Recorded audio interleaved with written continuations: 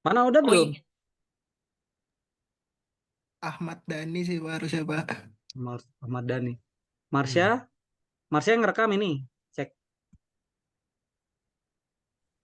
Iya, Pak. nggak on cam ya? Nggak bisa on cam ya? Oke, ya udah nggak apa-apa. Kita mulai ya. Bismillahirrahmanirrahim. Assalamualaikum warahmatullahi wabarakatuh. Waalaikumsalam warahmatullahi wabarakatuh. Kita buka pertemuan hari ini dengan membaca basmalah. Bismillahirrahmanirrahim. Ya, untuk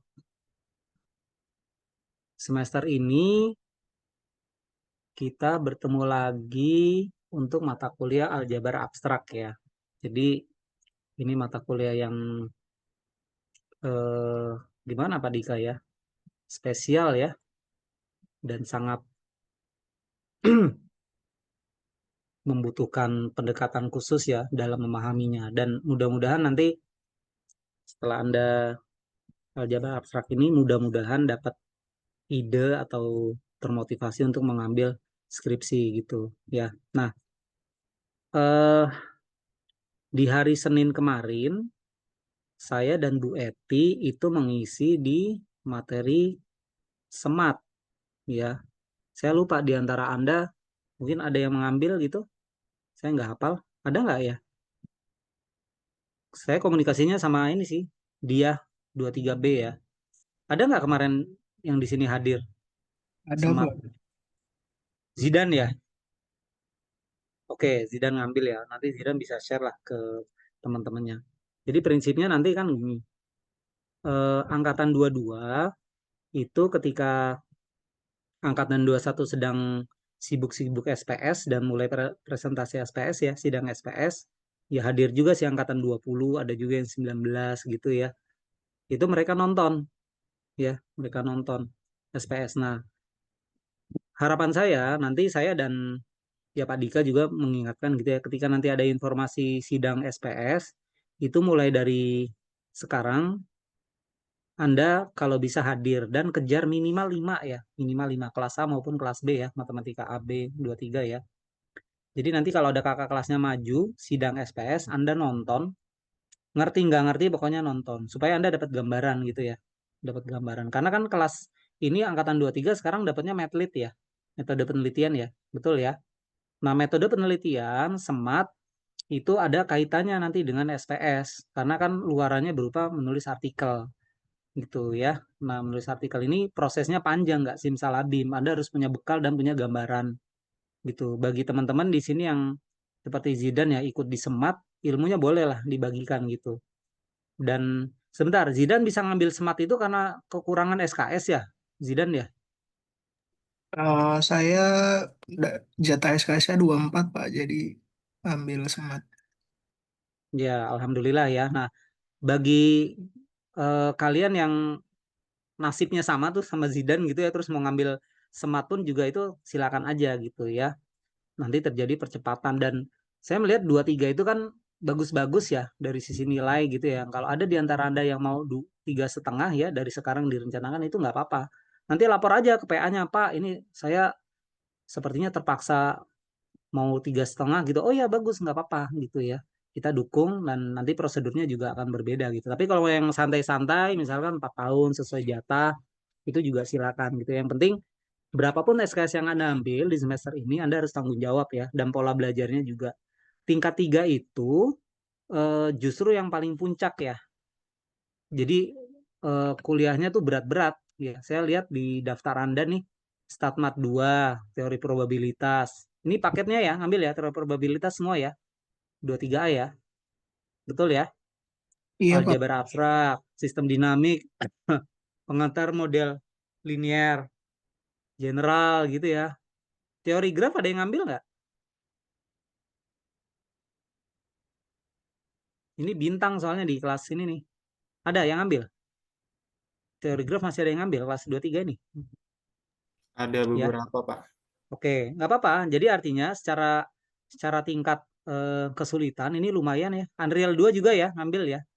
Unreal 2, StatMat 2. Pokoknya yang dua-dua itu biasanya lebih susah tuh ya dibanding yang pertama gitu ya.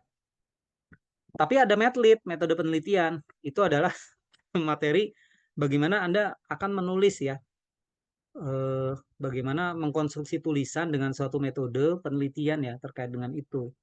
Ya, jadi silakan disiasati tuh ya. Nah, aljabar abstrak ini porsinya 4 SKS tuh ya.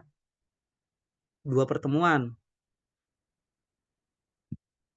hari ini dan besok gitu ya, mepet. Jadi hari ini baru selesai bernapas, besok sudah harus belajar lagi gitu ya. Nah, tapi nggak apa-apa karena memang ini adalah paket yang Anda akan alami gitu ya, dijalani saja. Yang penting pesan saya dibangun kekompakannya ya. Yang merasa bisa, yang sudah paham lebih dulu, jangan ragu untuk berbagi ilmunya. Yang nggak bisa itu jangan malu ya.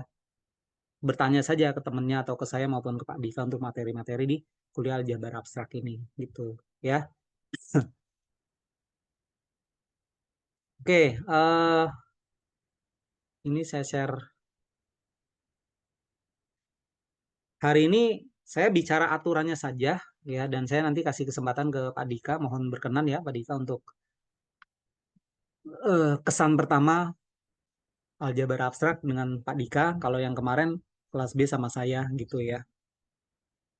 Nah, jadi eh, kuliah ini timnya kelas AB itu pengampunya saya dan Pak Dika. Kemudian referensinya ini eh, kami menulisnya dua ya, Hersen Malik gitu. Tapi utamanya sebetulnya Hersen sebagai panduan urutan materi ya. Nah, sumber lain yang relevan itu eh ini saya tunjukkan dulu ya, yang Hersen ini edisi 2 nih. Edisi 2 waktu zaman-zaman tahun 2008 ini belum keluar bukunya. Saya masih pakai ini. Nah, ini urutan materinya nih. Jadi konsep-konsep dasar tentang teori himpunan, pemetaan, bilangan bulat, kemudian masuk di grup teori, nanti bab 2-nya, bab 3 ring gitu ya. Jadi materi besarnya sebenarnya tentang ring, grup ya, grup dan ring ini. Nah, kalau yang edisi 3, ini sebetulnya urutannya berbeda dan cara menuliskannya nih, Hersten ini ada yang diubah-ubah, tapi materinya juga relatif sama. Ya, konsep materinya relatif sama, tapi penyampaiannya itu dalam penulisannya ini ada yang dibeda-bedakan gitu. Nah, bab 1, bab 2 ya, bab 3. Nah, grup simetri di edisi 3 Hersten ini dia dipecah gitu. Sedangkan kalau di edisi 2 kan masuknya di sini nih, subbab ya, permutation group. Jadi grup simetri, grup permutasi ini sebetulnya topik yang sama, coba penulisannya berbeda gitu. Nah, ada satu lagi buku ya, judulnya ini nih, Fundamental of Abstract Algebra, Malik Modersohn ini buku yang direkomendasikan, jadi menjadi pegangan ya, menjadi pegangan juga buat dosen dan mahasiswa. Ini direkomendasikan oleh Prof. Ervanian, beliau orang Iran ya, waktu itu datang ke acara seminar di UNJ ya, kami ngobrol-ngobrol, beliau datang tuh ke ruangan ngobrol-ngobrol, nanya, Pak, ini di sono gimana belajarnya pakai bukunya yang ini gitu, karena Hersten gaya penulisannya ya, gaya penyampaiannya dengan ini sekali lagi sudut pandang gitu ya, tapi kami di sini masih tetap menggunakan Hersten ya sebagai yang utamanya gitu ya. Jadi nanti eh, referensi yang relevan itu banyak ya, buku-buku aljabar abstrak yang versi bahasa Indonesia gitu ya, downloadannya atau apanya Anda bisa beli atau dapat e-booknya itu silakan saja gitu ya. Nah, ini materinya grup ring atau gelanggang ya. Nah, ini penilaiannya. Ini poin yang harus dicatat bahwa porsinya nanti untuk tes tertulisnya close book ya. Tes tertulis close book sama seperti apa kemarin? Parkom ya. Anda sudah mulai terbiasa ujian tertulisnya tertutup ya. 25% nih porsinya nih. UTS UAS gitu ya di pekan ke-8 dan ke-16 ya. Nah, porsi besarnya adalah 50% proyek. Nah, proyeknya ini ya, dan mungkin dalam berjalannya waktu saya dan Pak Dika bisa jadi menambahkan gitu ya, nanti saya sama Pak Dika masih proses gitu ya untuk diskusikan, tapi gambarannya ada dua. Yang pertama proyek mandiri, yaitu Anda membuat kumpulan soal dan jawabannya, materinya grup dan ring ya, tema besarnya kan grup dan ring. Nah, tujuan kami untuk membuat proyek ini supaya kalian belajar, intinya gitu ya. Jadi dengan menjawab soal-soal yang ada di grup dan ring itu, Ya paling enggak Anda terbiasa untuk membaca soal dan mempelajari jawabannya. Jadi ketika membuat kumpulan soal ini bisa jadi Anda menemukan referensi dari YouTube, dari web atau dari mana, itu ada soal, ada jawabannya, nggak apa-apa, itu Anda ambil, ya, Anda cantumkan referensinya. Nah, tetapi di sini eh, Anda menulisnya harus tulis tangan, bukan di crop atau diketik gitu ya. Anda tulis tangan, soalnya apa, tulis gitu ya, jawabannya apa, tulis ya. Minimal ketika Anda menulis itu paling nggak dibaca kan jawabannya, dibaca soalnya gitu ya. Nah, tetapi tulisannya itu disarankan ditaruh di buku folio bergaris tuh ya, yang ketebalnya boleh lebih, yang 100 atau yang lebih tebal itu silakan. Itu buat dokumentasi Anda, nanti ada kenang-kenangan, oh kuliah aljab dikasih tugas nih, dosennya begini, gitu ya. Mudah-mudahan itu jadi bekal untuk Anda buat belajar di semester ini. Terus kalau yang punya iPad yang bisa ditulis-tulis di mana? Di laptop, mungkin laptop Anda ada yang touchscreen atau ada yang bisa di iPad itu, boleh nggak? Boleh. Tapi intinya tulis tangan, ditulis pakai tangan, bukan diketik gitu ya. Kalau diketik kan mungkin Anda bisa di copy paste gitu ya. Nah, soal-soalnya bisa sama nggak Pak? Boleh. Jadi misalkan soal dari si A dengan soal dari si B itu sama, sumbernya sama. Tukar-tukaran soal itu di belakang layar saja, itu saya tidak tidak apa namanya, tidak akan mengecek gitu ya. Nah, tetapi ketika Anda menemukan soal yang sama di poin 2 ini kan ada pelabelan ya. Jadi misalkan ada satu soal dari satu sumber, dari buku Hersten ini atau dari yang buku Malik itu, ada soalnya, ada jawabannya gitu ya. Nah, soal Anda tulis, jawabannya Anda tulis, Anda baca-baca, oh ini gampang, ya sudah Anda beri label gampang. Tapi buat teman yang lain bisa jadi, kok ini kayaknya soal sedang gitu ya, buat saya gitu ya. Nah, berikan label sedang gitu. Nah, ini Anda harus menemukan soal yang jenisnya mudah, sedang, dan sulit. Jadi bisa jadi satu soal untuk beberapa orang dia mudah, beberapa orang dia sedang gitu. Kalau yang sulit biasanya akan sepakat sulit gitu. Ya. Nah, eh, kalau Anda mengambil sumber dari soal-soal di sini, jadi tidak semua soal akan dibahas ya, karena pengerjaannya kan dalam perkuliahan itu akan banyak teori dan ya beberapa latihan soal. Prinsipnya kan kalau saya kuliah yang gampang untuk dibahas di kelas, yang susah buat ujian gitu ya. Kalau saya gitu. Jadi kalau Anda nanti melihat soal-soal yang dibahas oleh saya itu, kok gampang banget gitu dong, ya memang itu tujuan saya. Nanti sulitnya untuk ujian-ujian gitu ya. Nah, di buku edisi 3 itu Hersen itu memberikan klasifikasi nih, easier gitu ya, middle, harder. Nah, ya Anda rasakan saja. Kalau ini soal mau dijadikan kumpulan soal yang tadi, itu silakan. Anda bisa cari jawabannya atau buat sendiri atau diskusi dengan teman, itu silakan. Kami membebaskan gitu. Yang penting Anda menulis soal dan jawaban gitu ya. Pak pakai AI gimana? Boleh nggak? Nah, harus hati-hati ya. AI itu juga dia, saya nggak tahu AI itu alumni mana ya, Prodimat atau Prodi mana gitu, saya nggak tahu dia menguasai atau tidak. Ketika Anda misalkan membuat jawaban dari AI, Anda harus teliti betul, karena jawaban-jawaban dari AI itu memang masih harus divalidasi gitu ya. Kan soal-soal kayak gini, kirim saja di AI nanti muncul jawabannya. Pertanyaannya Anda ngerti nggak gitu, atau main salin saja.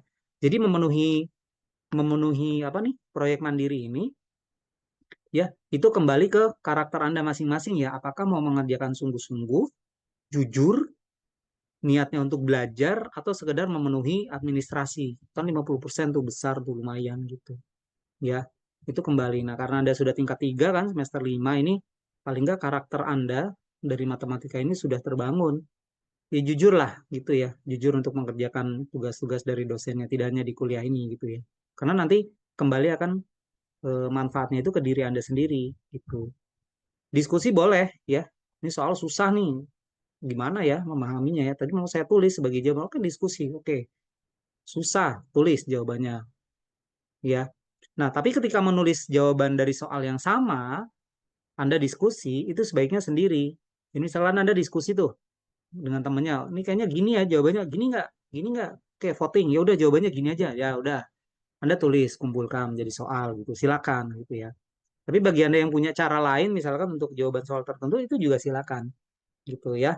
Nah, nanti soal ini itu kan dijadikan file tuh, dijadikan file. Kalau yang di buku folio bergaris tulis tangan, di scan ya, jadikan file. Kalau yang sudah iPad ya dia tinggal di apa, di kompilasi saja gitu ya. Itu dikirimkan. Nanti bikin drive ya, PJ-nya bikin drive taruh di situ. Berarti teman-temannya bisa ngelihat ya, justru itu. Jadi kumpulan soal-soal dari kalian masing-masing itu bisa di-download oleh temannya yang lain gitu. Di drive itu. Ya Zidan ngirimkan, ya kan Poryananda ngirimkan. Pekerjaan Poryananda sama Zidan bisa dilihat oleh temannya yang lain. Untuk apa? Untuk bahan belajar. Kan ini pengumpulannya sebelum UTS dan sebelum UAS. Gitu, ya. Jadi semakin Anda cepat mengumpulkan gitu ya, ya saya targetnya sebetulnya sebelum itu ya, sebelum UAS-nya, sebelum UTS-nya berlangsung ya. Tapi ini Pak Dika ya mungkin kita tarik H-3 atau apa gitu ya. Kami juga usahakan nanti jadwal UTS UAS-nya sudah bisa didapatkan di awal-awal pertemuan, misalkan di pertemuan 6 sudah keluar gitu ya jadwal UAS-nya. Oh, pekan ke-8 UAS-nya di hari ini jam segini. Nah, berarti ancer-ancer tuh ya. Paling nggak H-3 sebelumnya sudah harus dikumpulkan gitu ya. Nah, tulisan asli Anda di buku folio itu ya silakan disimpan gitu ya untuk kenang-kenangan Anda ya. Nanti soalnya juga tulis referensi kalau memang nemu dari YouTube jawabannya ada, Anda paham, Anda salin silakan gitu ya. Jumlah soalnya 50 soal untuk grup, 50 soal untuk ring. Ya, kan tadi ada porsi soal mudah sedang sulit ya. Jadi 50% mudah, jadi banyakkan mudahnya gitu ya. Kalau 50 soal berarti kan 25 soal ya, 25 soal mudah, 30% sedang, berarti berapa tuh 15 gitu ya, 20 soal atau sekitar 10 soal sulit gitu. Berarti Anda akan dapat sekian banyak kumpulan soal. Soalnya bisa Anda ambil dari UTS, UAS yang ada di Prodimat UNJ atau di kampus lain atau soal-soal lomba olimpiade atau apa yang udah ada jawabannya silakan itu. Soal olimpiade ada jawabannya. Oh, soalnya gampang ternyata begini doang. Anda masukkan di dalam tingkat mudah gitu. It's okay. Soal olimpiade bagian ini kok kayaknya susah ya gini, masukkan ke soal yang sulit. It's okay gitu. Ya. Nah, yang kedua adalah proyek kelompok. Jadi proyek kelompok ini Anda membuat modul, materi, grup dan ring, kelompok gitu ya. Anggota kelompoknya nanti disusunnya menyusul, tulisannya pakai Word atau LaTeX. Nah, ini nanti disamakan ya kelas A dan kelas B. Kemarin sih masih belum jelas ya antara Word dan LaTeX-nya gitu ya. Kalau mau Word berarti kelas AB sama-sama Word. Tapi kalau mau LaTeX itu lebih baik karena memang eh, untuk berlatih ya, berlatih Anda membuat LaTeX-nya. Tapi karena ini kelompok kan bisa jadi mungkin yang ngetik LaTeX itu doang gitu ya. Jadi nanti disepakati saja ya. Nah, modul materi grup kan gini. Jadi eh, misalkan ini ya, ini kan materinya kan kecil-kecil gitu ya. Nanti kelompoknya itu akan kami bagi kelompok grup, materi grup ya, materi grup termasuk ini ya, materi grup nanti apa saja materi yang harus dimasukkan di dalam modul tersebut ya. Misalkan materi grup terbagi sekian kelompok, materi ring terbagi sekian kelompok ya. Nah, ini nanti eh, ketika itu sudah terdefinisi ya modul yang harus disusun gitu ya untuk grup dan ring. Nah, itu nanti untuk menjadi bahan Anda juga, bahan belajar. Jadi kan dosen menjelaskan nih di forum ya, di kelas daring luring gitu. Ya itu juga boleh menjadi bahan Anda gitu. Ya, bahan materi Anda untuk proyek kelompok ini gitu ya. Tulisannya bisa digabungkan, dikompilasi dan segala macam. Jadi artinya nanti setelah kuliah ini Anda mendapatkan semacam bundel gitu ya. Bundel materi. Nah, ini soft saja kalau yang proyek kelompok ya, nggak perlu tulis tangan. Jadi Anda ketik pakai Word atau LaTeX, Anda dapat bundelnya dan itu nanti bisa dikompilasi gitu ya.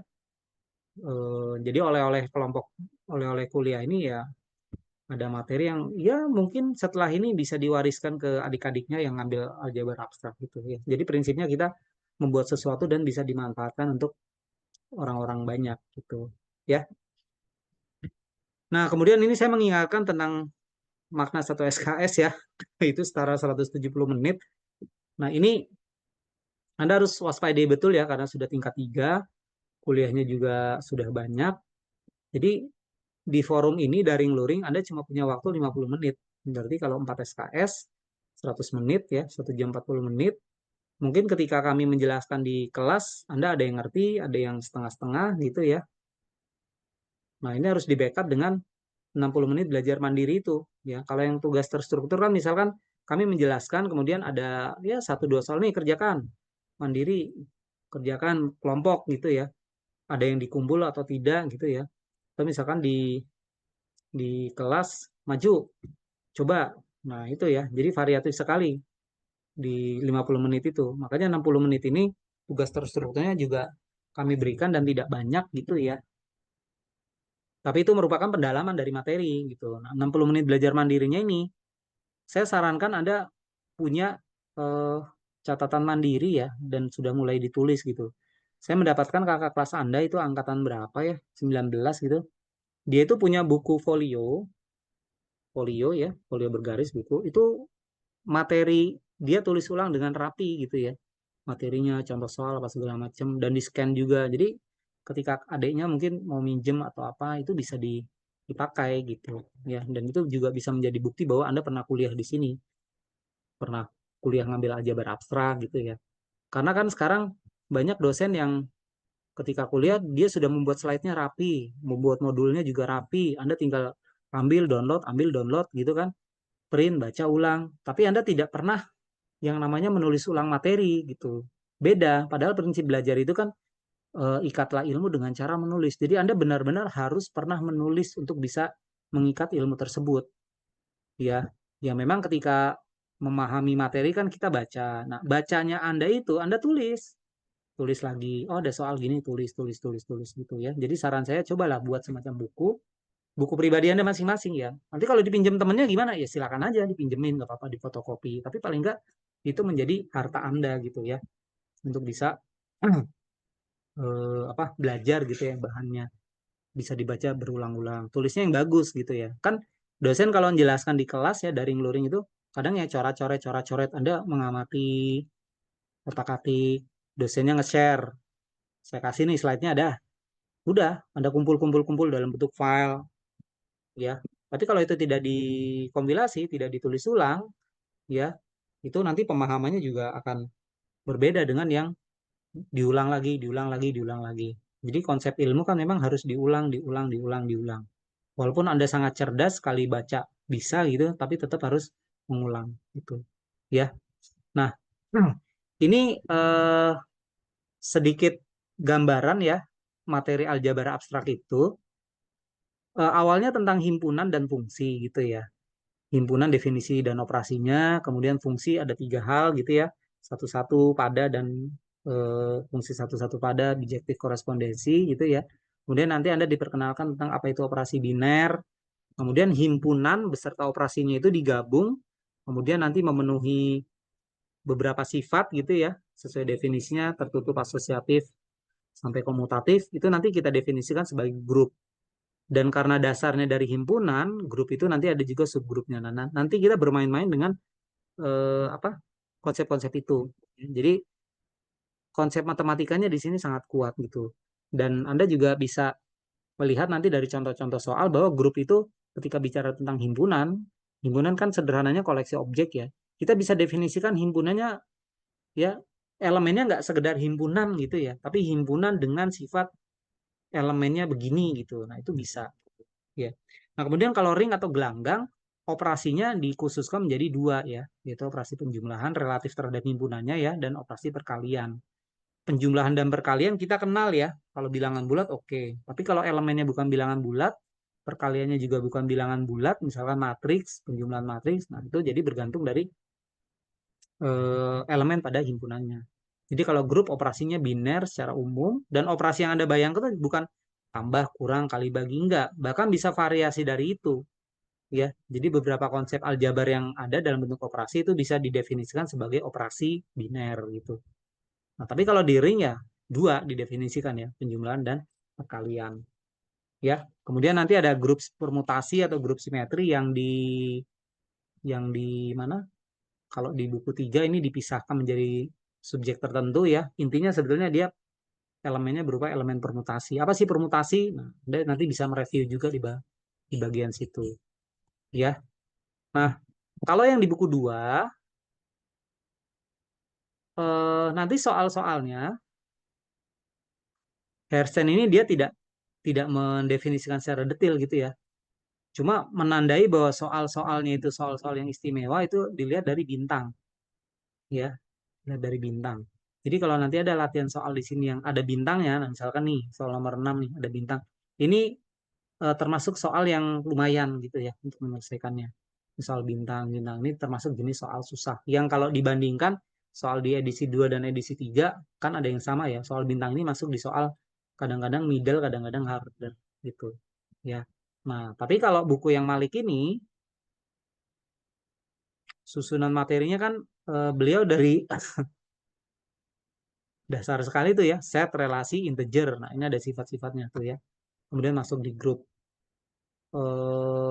detail ya. Misalkan mana nih? Homomorfisme dan isomorfisme pada grup. Ini grup menggunakan pemetaan. Ini dalam bab tersendiri gitu. Ya, ring, subring ini bab tersendiri. Jadi beda sama di Hertzen. Hertzen kan satu bab dipecah-pecah menjadi subbab gitu ya materi-materinya. Polinomial ring gitu ya. Ini dalam subbab dalam bab tersendiri. Padahal di Hertzen dia hanya apa satu subbab saja gitu ya. Ring polinom di sini ada. Nah, ini ring polinom dia subbab saja dari bab 4 itu ya. Insya Allah ini bermanfaat. Silakan dibaca untuk ininya ya, untuk apa materinya sudah sangat mencukupi. Nah, ini ada solusinya tuh, exercise, solusi, exercise. Nah, ini materi-materi pendahulunya juga sudah banyak gitu ya.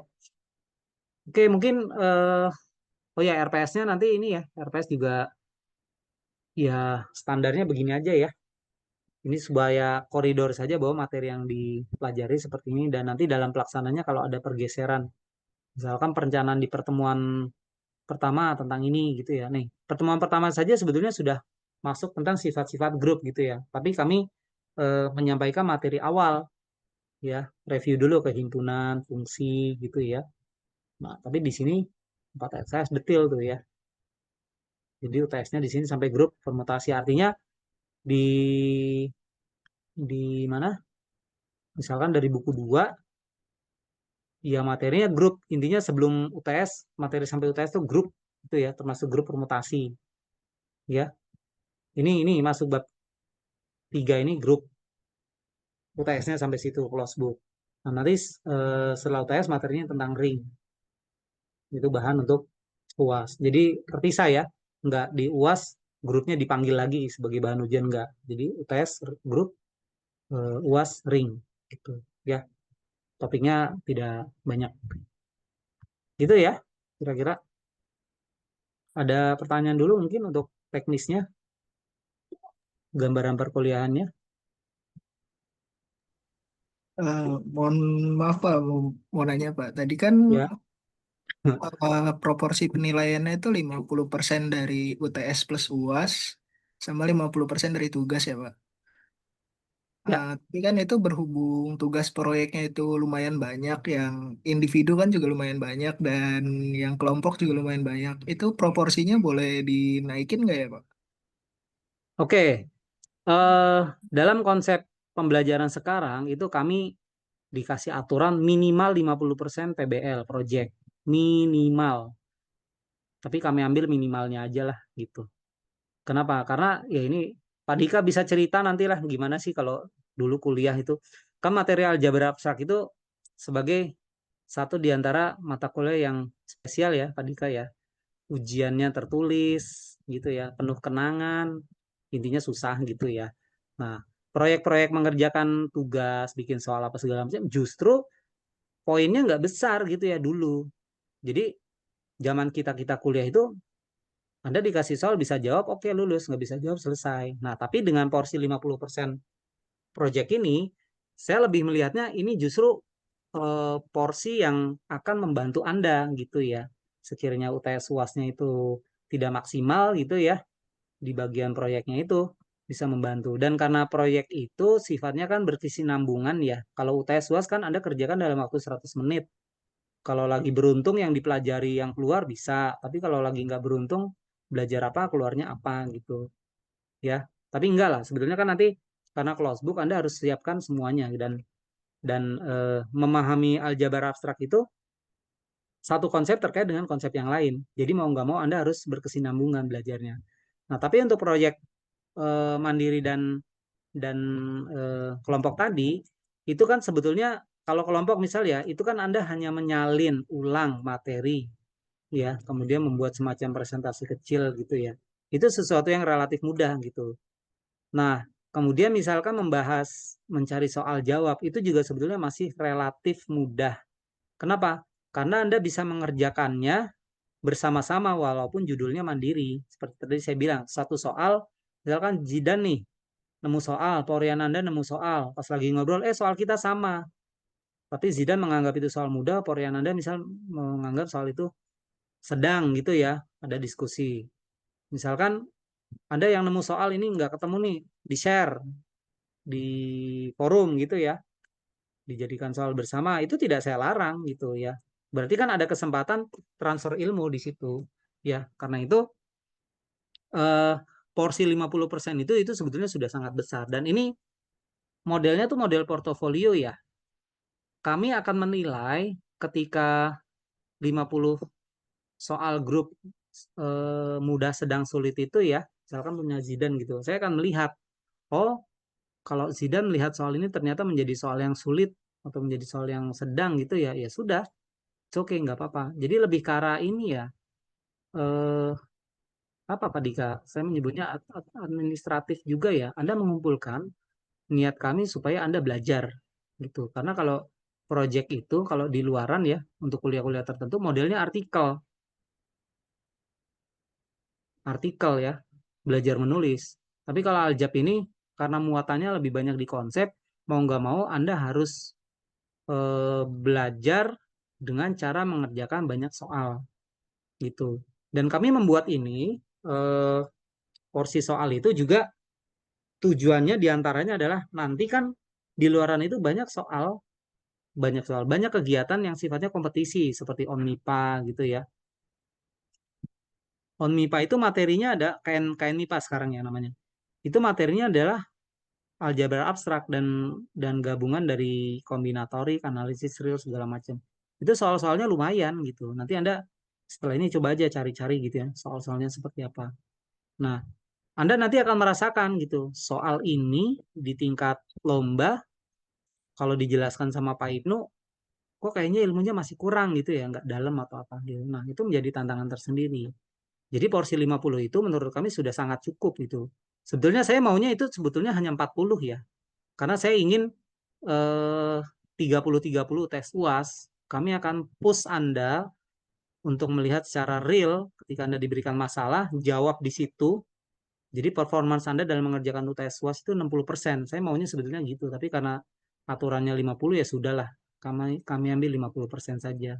Jadi justru kalau dinaikkan, saya khawatir malah misalkan 60 project ya, justru nanti kemampuan UTS UASnya Anda jadi tidak terkontrol gitu. Ya, jadi mudah-mudahan dengan porsi ini itu akan seimbang. Anda akan kejar di eh, nilai ya, akumulasi nilainya itu di bagian itu ya, di bagian proyeknya. Kira-kira gitu. Dan ini insya Allah sudah berdasarkan pengalaman dan diskusi juga. Jadi kalau mahasiswa maunya banyak di proyek, Anda jangan membayangkan proyek itu menjadi relatif mudah ya, enggak. Itu juga susah gitu ya. Tapi UTS dan UASnya ini menjadi satu kewajiban. Karena itu kan instrumen untuk menguji kemampuan Anda juga gitu ya. Live performance ya, mengerjakan langsung di situ. Berguna nggak pekerjaan mengumpulkan soalnya gitu. Makanya kalau Anda tadi hanya menyalin, ya kan, tulis tangan sih, tapi menyalin gitu kan, dan nggak masuk ya, tidak masuk di dalam performance Anda, nanti UTS UASnya juga nggak terlalu bagus, tapi masih bisa di backup dengan sekedar mengerjakannya itu. Makanya dikembalikan ke karakter Anda masing-masing ya. Kerjakan tugas itu sungguh-sungguh, tapi ada ruang untuk berdiskusi. Jadi 50% itu sebetulnya sudah sangat membantu gitu. Ya, gitu Zidan ya, kira-kira ya. Insya Allah keputusannya tetap 50% gitu. Oke ya, cukup ya. eh Nanti kalau ada pertanyaan di WA Group silakan disampaikan, kami akan jawab sesuai kondisi ya. Oke Pak Dika, dari saya itu dulu, dipersilakan untuk masuk. Jadi pertemuan pertama kita langsung masuk materi aja ya Pak Dika ya, supaya teman-teman juga bisa mereview sebagai persiapan materi ke grupnya. Tuh, saya Iya, serahkan ke betul. Pak Dika, silakan. Oke. Bismillahirrahmanirrahim. Assalamualaikum warahmatullahi wabarakatuh. Waalaikumsalam Waalaikumsalam warahmatullahi warahmatullahi wabarakatuh. wabarakatuh. Oke, sekali lagi selamat datang di kelas struktur aljabar ya. Baik, tadi untuk teknisnya sudah dijelaskan oleh Pak Ibnu. Sekarang kita langsung saja masuk ke materi ya. Nah, sambil saya mempersiapkan, saya mau ngasih catatan. Kita selama belajar tidak akan satu arah ya, tapi kita lebih ke diskusi. Kenapa? Karena kalau saya hanya menceramai kalian, kelihatannya nanti nggak akan masuk materinya karena gini, kita kalau ngerjain matematika itu kaliannya harus ikut mikir. Jadi kalau cuma menerima doang itu nanti akan susah untuk terbayangnya. Jadi kita benar-benar sama-sama nyoba untuk mengerjakan ya. Nah, jangan khawatir. Nanti kalau misalkan kalian lagi stuck atau gimana, pasti saya bantu. Tapi kaliannya harus inisiatif dulu, harus mulai mencoba dulu, mulai ngitung dulu, mulai mikir dulu. Ya, seperti itu. Oke, saya sekarang share screen modul yang saya buat sendiri. Apakah sudah terlihat? Sudah, Pak. Sudah. Oke, bagus, sudah terlihat ya. Sekarang ini kita masuk ke bab pertama ya. Nah, tadi sudah dijelaskan oleh Pak Ibnu. Struktur aljabar itu intinya kita belajar tentang struktur, sifat, dan hubungan dari sistem matematika yang didefinisikan secara umum ya. Oke? Nah, tapi saya mau cek dulu pengetahuan kalian nih. Kira-kira pas kalian dengar kata aljabar abstrak, apa sih yang kepikiran di kepala kalian kalau dengar kata abstrak? Apa sih artinya menurut kalian? Siapapun silakan jawab. Menurut kalian abstrak tuh apa sih artinya? Jangan sungkan buat jawab ya, karena pertanyaan ini tidak ada jawaban yang salah. Menurut kalian abstrak tuh apa sih yang kebayang di kepala kalian? Nggak beraturan, Pak. Gak beraturan. Hah, apa lagi? Jangan malu-malu ya. Di sini kalian kalau belajar sama saya, kalian harus aktif ya. Jadi kita benar-benar belajar dua arah. Dan nggak apa-apa, jangan khawatir untuk salah. Silahkan jawab aja sesuai dengan kemampuan kalian yang terbaik. Ayo, nggak beraturan. Apalagi menurut kalian arti abstrak? Tidak jelas. Tidak jelas. Nah, itu tidak jelas. Dan lagi, yang menurut kalian abstrak itu artinya apa? Nggak berwujud, Pak. Nggak berwujud. Oke, nggak berwujud, nggak jelas, nggak beraturan ya. Oke, sip. Terima kasih ya. Nah, tapi bener. Dulu pas saya zaman kuliah, itu orang bayangin abstrak kayak gitu. Makanya dulu pas ada kuliah namanya aljabar abstrak atau struktur aljabar, itu jadi momok buat semua orang kayak, apaan tuh abstrak ya? Nggak ngerti ya. Nah, tapi jangan khawatir. Sekarang saya tanya lagi. Coba kalian mau tanya dosen kayak, mau tanya chat GPT, atau mau baca dari buku. Kira-kira kalian bisa nggak cari tahu apa artinya aljabar abstrak? Apa arti kata abstrak pada pelajaran aljabar abstrak? Barangkali ada yang mau mencoba jawab satu lagi, kira-kira arti yang benar untuk abstrak itu apa?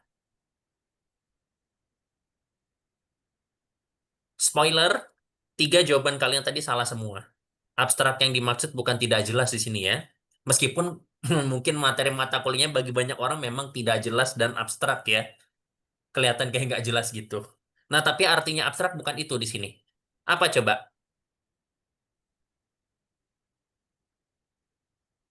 Ya udah, saya aja yang jawab ya, nggak apa-apa. Kan suruh tanya ke dosen juga kan? Oke, abstrak di sini artinya umum ya. Jadi tujuan utama kita belajar aljabar abstrak itu kita mau memperumum semua sistem yang sudah kita kenal. Spoiler gampangnya gini aja. 1 tambah 1 berapa? 2, Pak. 1 tambah 1 2 ya. 2 kali 2 berapa? 2 kali 2? 4, Pak. 4. Kalau bisa yang jawab kompakan ya. Jangan cuma satu orang, dua orang ya. Kan pada bisa kan hitung 1 tambah 1 sama 2 kali 2 kan? Ya? Oke. Ya. Jadi kita kan kenal ya. 1 tambah 1 2. 2 kali 2 tuh 4. Nah, di aljabar abstrak, kita mau bayangin gimana ya kalau kita ganti-ganti aturan penjumlahan, gimana kalau kita ganti-ganti aturan perkalian, gimana ya kalau 1 tambah 1 bukan 2, gimana ya kalau 2 tambah 2 bukan 4 ya, gitu. Nah, tapi sebelum kita belajar ke sana, Kita belajar dulu dari pembangun-pembangun dasarnya matematika ya. Yang pertama dari teori himpunan dulu, ya. Sudah pernah belajar himpunan di SMP atau SMA ya? Oke, kita akan review lagi. Karena kalian sudah tahu ya, apalagi udah semester 5, jadi pasti sudah kenal ya. Saya agak cepat aja. Sebuah himpunan itu adalah sebuah koleksi objek-objek ya. Jadi kalau himpunan semua bilangan bulat contohnya itu dikasih notasi N ya, yang isinya 1, 2, 3, dan seterusnya. Kalau himpunan bilangan bulat dia pakai Z, dia ada 1, 2, 3, tapi juga termasuk 0 dan bilangan negatif ya. Nah, kalau bilangan bulatan negatif gimana? Dia pakai Z terus tanda pagar ya. Seperti itu. Yaitu 0, 1, 2, dan seterusnya. Kalau himpunan semua bilangan bulat genap, dinotasikan E ya. -4, -2, 0, 2, 4, dan seterusnya. Ada yang tahu kenapa E namanya? Dari event, Pak. Oh, genap. Dari even ya. Karena bahasa Inggrisnya bilangan genap adalah even number ya. Bilangan genap. Makanya disingkat E. Tapi saya nggak tahu ya apakah bilangan ganjil disingkat sebagai O ya untuk odd. Saya rasa enggak ya. Nah, kadang-kadang ada yang nulisnya juga sebagai 2Z ya. Kelipatan 2 ya. Kadang-kadang kayak gitu. Lalu kita juga punya himpunan bilangan rasional ya. Dikasih simbol Q. Kalau positif dikasih tanda plus ya. Kalau tidak nol dikasih tanda bintang. Demikian pula untuk bilangan real ya. Gitu. Nah, sekarang saya mau tanya. Saya mau ngecek nih pengamatan kalian. Ada yang aneh nggak? Atau ada yang unik nggak dengan cara setiap huruf ini ditulis?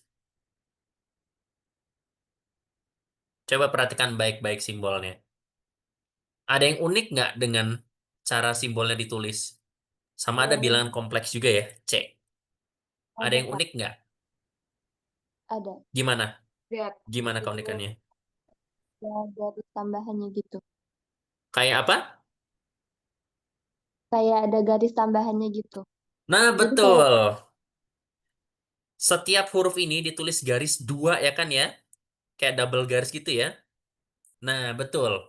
Jadi semua himpunan bilangan-bilangan yang terkenal itu biasanya ditulis dengan 2 garis ya.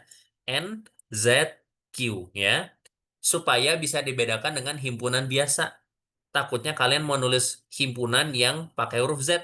Jadi yang satu ditulis Z biasa, yang satu ditulis Z pakai 2 garis ya. Gitu.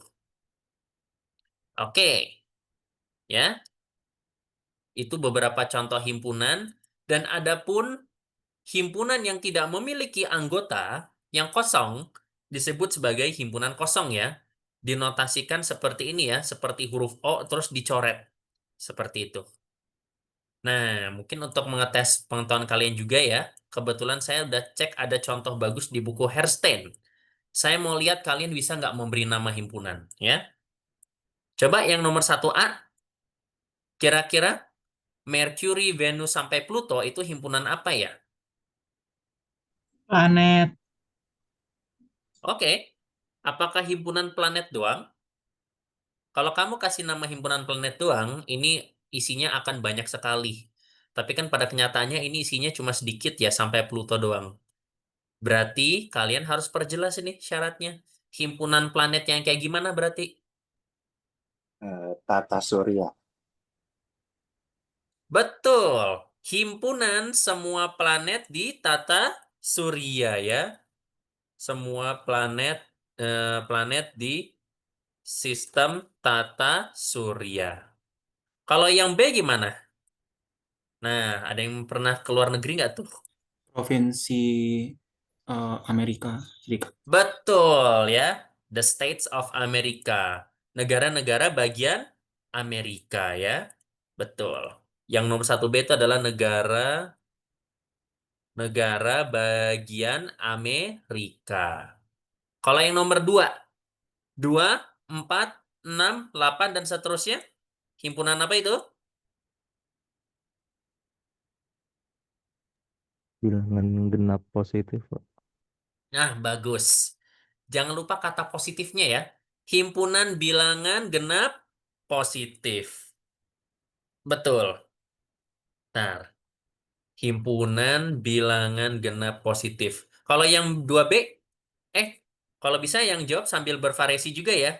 Ingat, keaktifan kalian selama menjawab itu mungkin akan dinilai ya. Kami akan mengamati siapa yang paling sering jawab ya.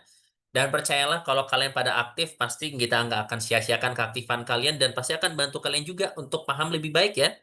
Jadi jangan sungkan ya untuk menjawab atau mencoba menjawab. Kalau mau jawab kompakan juga nggak apa-apa, nggak mesti satu-satu yang jawab ya. Yang nomor 2B, kira-kira tuh himpunan apa itu? Himpunan bilangan kelipatan 2 positif, Pak. Oke, Rahman, kalau kamu bilang kelipatan 2 positif itu kurang tepat. Nanti jadinya kayak yang A ya. Kurang tepat kalau kamu bilang kelipatan dari 2. Angkatan 2, Pak. Betul, Yusuf ya. Himpunan, kok ini warnanya, sorry. Himpunan pangkat positif dari 2 ya. Himpunan pangkat bulat positif dari 2. Ya. Kan kalau 2 kan 2 pangkat 1. 4 itu 2 pangkat 2. Kalau 8 itu 2 pangkat 3. Dan seterusnya ya. Kalau yang C, Himpunan bilangan kuadrat. betul. Himpunan bilangan kuadrat sempurna ya. Sorry, saya cari-cari warna. Ini adalah himpunan bilangan kuadrat bilangan kuadrat sempurna ya. Saya nggak usah bilang positif lagi ya, karena udah pasti positif ya. Oke. Jadi gitu kurang lebih ya gambaran terkait himpunan ya. Oke. Untuk himpunan cukup. Sekarang saya akan lanjut lagi. Mohon maaf sampai mana tadi. Kita akan lanjut ya. Nah, sekarang kalian kalau punya himpunan itu ada beberapa istilah juga. Misalkan S adalah sebuah himpunan. Banyaknya anggota dari S disebut sebagai kardinalitas dari S. Ditulis S dalam kurung lurus gitu ya, kayak S mutlak ya. Nah, himpunan S dikatakan berhingga jika S berhingga. Jadi kalau jumlahnya bisa dihitung ya. Dan dikatakan tak berhingga jika S itu nilainya tak berhingga. Kalau isinya banyak banget dan nggak bisa dihitung ya. Nah, di sini selain kalian kenal istilah, kalian juga harus membiasakan diri untuk menulis istilah-istilah matematika ya. Nah, misalkan X itu adalah sebuah elemen, mau bilangan, mau objek ya, gitu. Nah, kita tulis X elemen S ya, kayak huruf E tapi melengkung, kalau X itu ada di S. Tapi kita tulis X itu bukan anggota S, berarti E melengkung coret ya. X itu bukan anggota S, ditulis seperti itu ya. X E coret S jika X itu bukan anggota dari S ya. Seperti itu. Nah, berikutnya kita juga punya konsep subhimpunan ya. Jadi jadi kayak bawahnya himpunan ya. Jadi ibaratnya gini. Misalkan kalian punya sekumpulan nih, S ya, sebuah himpunan. Nah, sebuah himpunan A disebut sebagai subhimpunan dari S jika setiap elemen di A merupakan elemen di S. Kalau mau saya gambar, ibaratnya A itu sebagian dari S ya. Ini namanya subhimpunan. A-nya terserah ya, bisa sebagian, mau semua sama dengan S juga boleh, mau satu titik doang juga boleh, bahkan mau A-nya kosong juga boleh ya, terserah.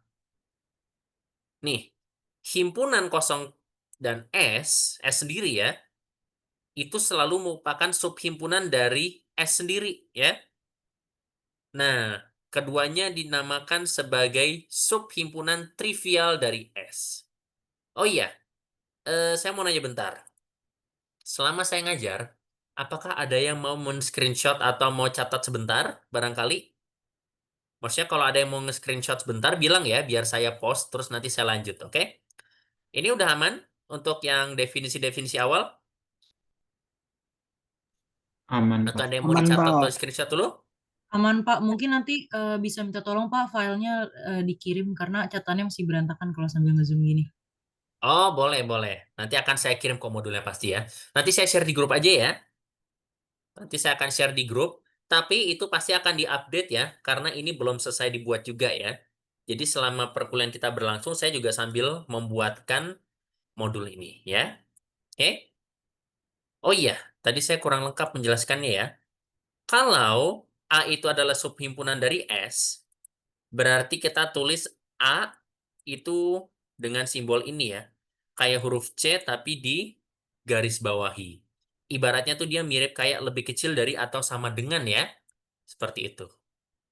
Nah, sekarang kalau misalkan dia subhimpunan tapi nggak sama dengan S, berarti garis bawahnya kalian hilangkan ya.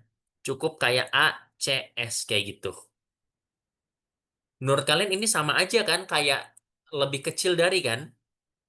Kan ada simbol lebih kecil dari atau sama dengan, ada lebih kecil doang kan? Kalau nggak ada garisnya, berarti tidak sama kan? Ya. Nah, kalau himpunan juga sama. Seperti itu berarti ya. Oke. Nah, berikutnya kita juga ada teorema. Misalkan A dan B adalah dua himpunan. Maka A itu sama dengan B jika dan hanya jika A dimuat oleh B dan B dimuat oleh A. Ya. Jadi kalau kalian mau membuktikan dua himpunan itu sama isinya, kalian harus membuktikan bahwa A itu subhimpunan dari B dan B itu subhimpunan dari A. Nih gambarannya ya.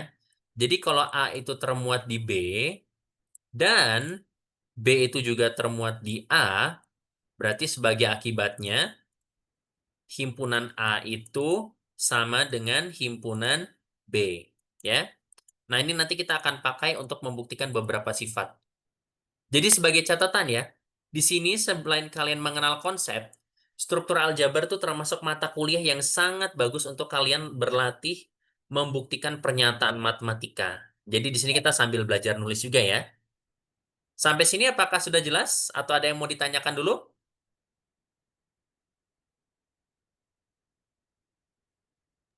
Jelas, Pak. Oke, mungkin sudah jelas ya. Oke. Kalau sudah jelas, sekarang kita coba latihan soal yang saya buat sendiri. Ya. Nah, kalau bisa, ini kan soalnya masih gampang-gampang nih. Kalau bisa jawabnya pada kompak ya, karena kayaknya kalian pada kenal deh materi ini ya. Oke, yang pertama, apa yang dapat menyebabkan adanya himpunan kosong? Kan kita dari tadi kan sepakatan ya. Himpunan itu adalah kumpulan objek kan? Nah, kok bisa ada himpunan yang nggak ada objeknya? Nah, menurut kalian kenapa coba? Ada himpunan yang kosong atau tidak berobjek? Karena nggak ada anggotanya. Oke, karena tidak adanya anggota. Tapi himpunan bisa juga kosong meskipun kita mengusahakan ada anggota. Kira-kira gara apa? Gara-gara apa? Bilangan asli kecil, kurang dari satu. Nah, betul. Apabila syarat keanggotaan himpunan itu tidak bisa dipenuhi oleh siapapun kan? Betul ya Kaila ya? Contohnya bilangan asli kurang dari satu ya? Iya, Pak. Atau misalkan bilangan genap yang tidak habis dibagi, bilangan kelipatan 4 yang ganjil misalnya ya. Itu kan nggak bisa ya. Gitu. Bilangan asli kurang dari satu ya. Seperti itu. Ya. Jadi jawabannya apa tadi? Apabila syarat himpunan tersebut tidak bisa dipenuhi ya. Wah, kok error ini? Nah, sorry. Apabila syarat himpunan tidak bisa dipenuhi. Kayak gitu. Nah, yang nomor dua gampang. Nomor dua, tadi saya udah kasih contoh. Berikan 3 contoh himpunan yang tak berhingga. Himpunan bilangan asli. Oke, himpunan astagfirullah. Kepencet close. Sorry. Close, stop share. Maaf. Udah kelihatan lagi share screen-nya? Sudah, Pak. Oke. Himpunan bilangan asli berarti yang N2 garis tadi. Apalagi? Himpunan bilangan Oke. bulat positif, Pak. Bilangan asli sama bilangan bulat positif sama ya. 5. Apa berarti? Prima. Himpunan Himpunan bilangan bulat. bilangan real, Pak. Himpunan bilangan bulat dan himpunan bilangan real ya. Iya. Enggak, Pak. Betul. Oke, sudah terjawab ya. Next, yang nomor 3. Ini kan sudah terekord. Jadi kalau misalkan saya ngejawab terus saya menghapus lagi, nggak apa-apa ya. Soalnya keterbatasan tempat. Gimana? Nggak apa-apa ya, saya yang jawab terus saya hapus lagi kayak gitu ya. Udah kecatat nanti kan ya, di recording ya. Iya, Pak. Oke, sip. Nah, sekarang yang nomor 3 sampai 5 itu pakai himpunan S. Coba, misalkan S itu 1, 2, 3, 5, sama 8. Coba tuliskan kardinalitas dari S menggunakan notasi matematika. Gimana cara nulisnya berarti?